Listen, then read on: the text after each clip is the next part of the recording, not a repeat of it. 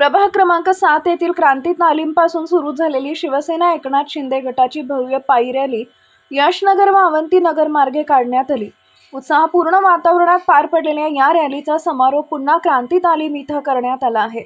रॅलीमध्ये प्रभाग क्रमांक 7 चे उमेदवार अमोल बापू शिंदे, अनिकेत पिसे, ज्ञानेश्वर सपाटे, सौ सपाटे, माजी नगरसेविका रेखा सपाटे, संकेत पिसे, प्रकाश अवस्थी यांच्यासह परिसरातील नागरिक व महिलांची मोठ्या संख्येने उपस्थिती होती।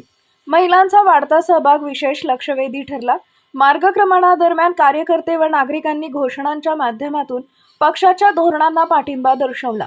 स्थानिक विकास कामांवर विश्वास व्यक्त करण्यात आला। प्रशासनाच्या सहकार्यामुळे रॅली शांततेत व सुव्यवस्थितपणे पार पडली।